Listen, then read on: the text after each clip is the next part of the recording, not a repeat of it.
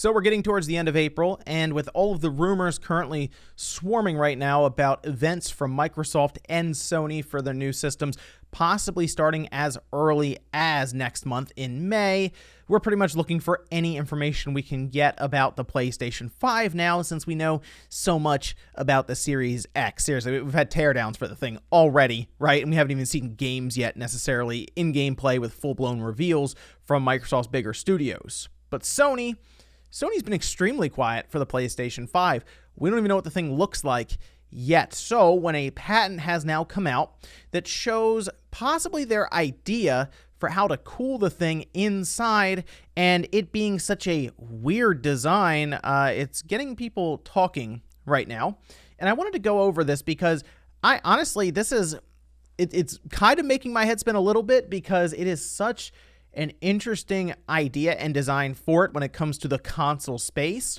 We've seen, of course, Microsoft and kind of them going to a tower design in order to cool their system.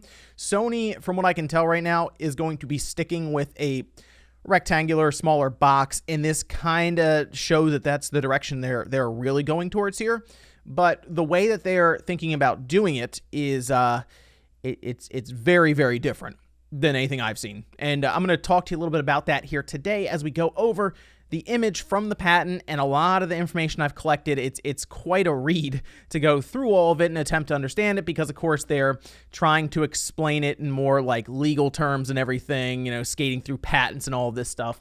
But we're going to go over that here today. So if you enjoy this look, make sure you guys like the video and subscribe down below for more PS5 and Xbox Series Next Gen news and all of that. So I have the patent image up here. I have a bunch of notes over here. So let's go through this, starting with the image that you can see. I'll also link below for the patent. I want people who are very familiar with, one, patents, and two, engineering and all of that, to really go through this and maybe even comment down in the comment section so we can get a better idea of what Sony is attempting to do here. I think if more people kind of look at it and try to figure it out, we'll get a much clearer image at this idea.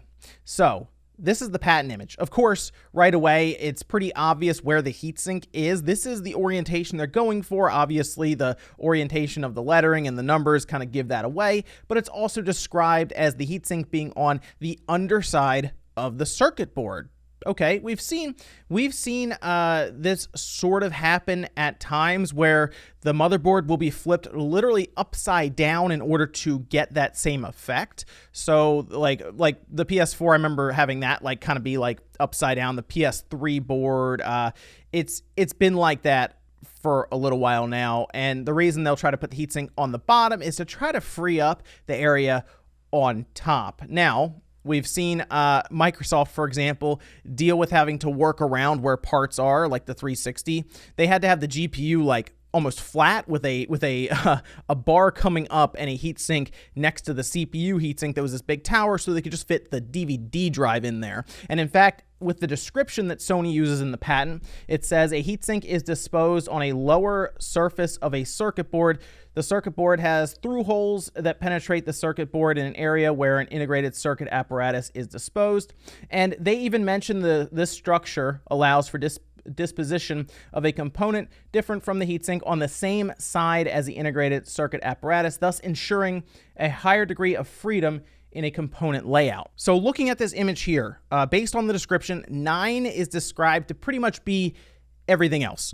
So like they mentioned, like antennas, external storage, anything else they would need in this system is basically just a little box represented there as 9. So they don't really care too much about anything else. What they are really trying to describe here is how they are going to work to cool this chip. Now, Mark Cerny did mention during that keynote that he had for what was for GDC, was their strategy was to provide constant power and alter the frequency. We continuously run the GPU and CPU in boost mode.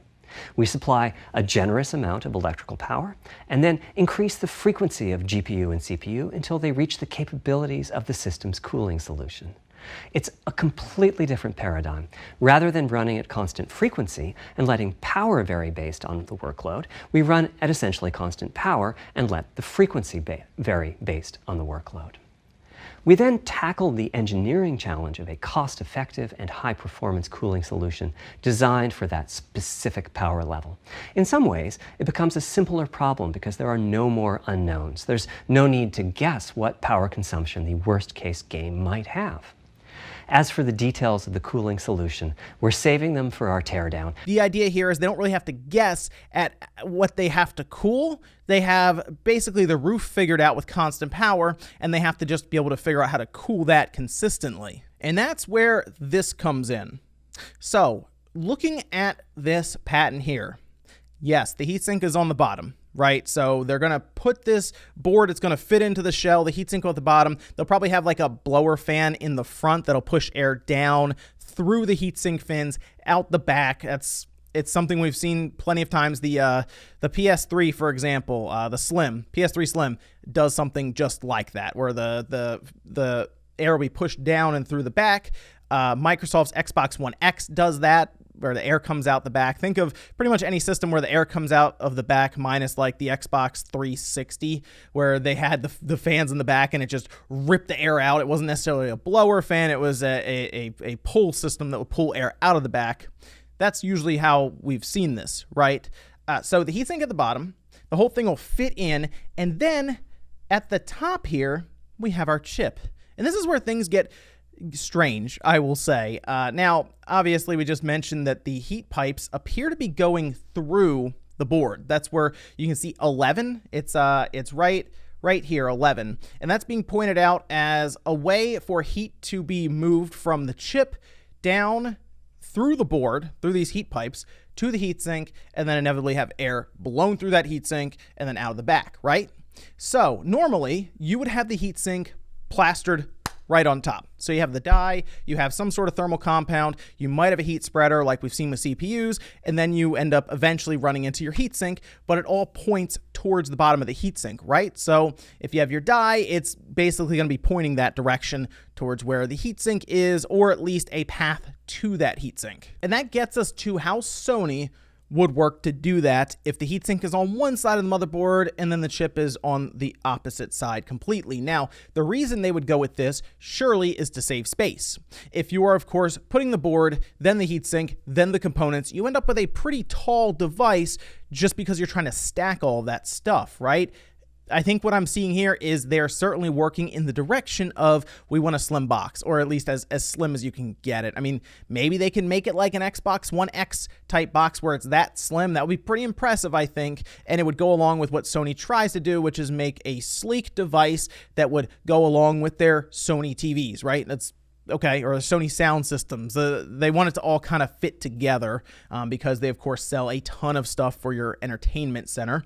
So looking at this here, it's described as 5 being the overall chip. Okay, so of course you look down, you see the APU, and that's where your CPU, GPU, anything extra they want to put in. We've heard Sony mention that they're going to have their own I/O controller and all this stuff to try to make the SSD as fast as possible. Anything they want to cool that they believe is going to generate enough heat to be cooled, they would probably throw on there and build into it. Now, looking at this, 5B is described as the solder balls. Now, they've already mentioned that this most likely will be a ball grid array.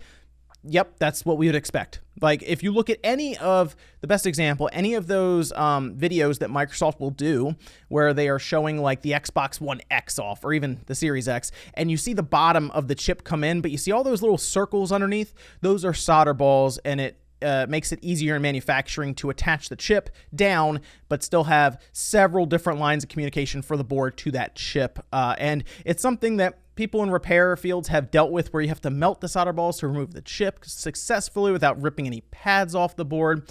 It is a real pain because usually working with like, I'm trying to remember how many the PS3 chip was always annoying. I think that was like 1,600 solder balls. Yeah, 1,600. That was fun. But looking at this, 5B are the solder balls. It is outlined it completely in this patent. But what's interesting about that is right in the middle here, 5A and 31. 5A appears to be described as the die for the chip. So normally you would have the die on top of the chip, the opposite side of those solder balls. Like, for example, if we pull up, we can actually pull up the Series X because they, of course, showed us the inside of it. Here is the chip right here. And there's our die.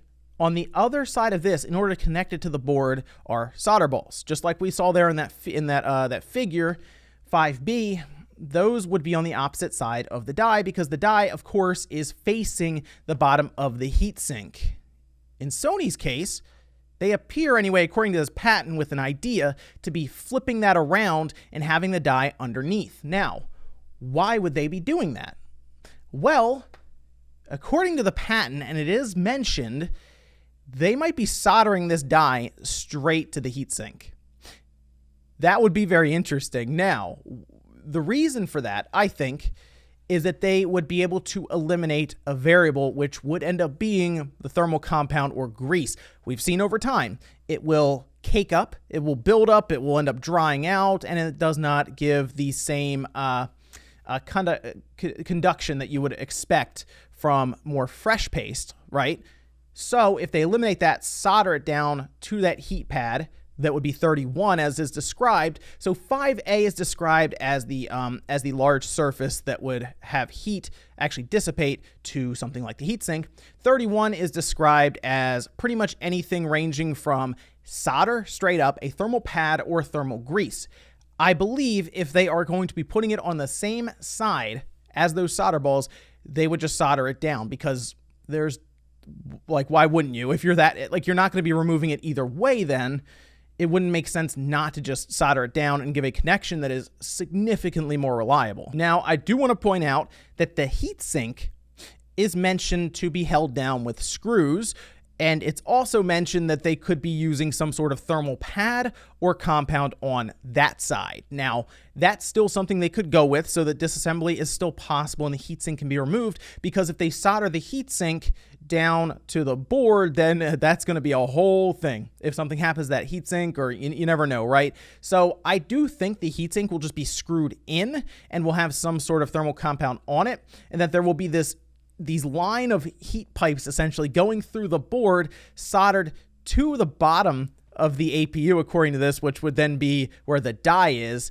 It is an odd setup, isn't it? But this would enable them to really judge the amount of heat being dissipated to that heatsink much easier. It'll also allow them to have a slimmer design. Now, I don't think any of this is to scale. I also think the design of that heatsink on the bottom is very basic because it's mostly a placeholder, so that could also be changed or altered. We also don't know the size of the fan, or even, to be honest, how many fans could be used here. So there are still a lot of questions around that heatsink on the bottom, but if this is the design that Sony goes with, it is a weird design, but I completely understand it, and I think it is a very creative design from their engineers that could end up working out, because the one bit of information that I have been able to gather for the PS5 is that remember that post we saw, the comment that we talked about before, where the PS5s were overheating and all of this stuff. I've heard the complete opposite. I've heard that the PS5 is near silent, that it is very, very quiet even under load, and this is starting to kind of show and lean into that, where it is being designed heavily so that they can predict the amount of heat and how much airflow they would need, and really being able to cool this thing while keeping it fairly quiet. I don't know, I kind of like this design. I don't think it'll mess with repairability that much, because, to be honest, at that point you'd be removing the chip anyway, and like if it's soldered down, then like if the die is soldered down to the heatsink, it probably wouldn't need thermal compound, nothing like that changed anyway. Instead, we would go to the opposite side with the heatsink and change that thermal compound if needed. But who knows, maybe this whole thing is just soldered together. That would be crazy. But let me know what you guys think. I linked to I linked down below to the patent. You guys can check it out, especially if you're a little bit more familiar with how the patents are drawn up, the language used, and of course, boards being put together with heat sinks and all of that. Let me know what you guys think down below. Thanks so much for watching, guys. Make sure you like the video on the web if you enjoyed it. Dislike it if not, and I'll see you next time.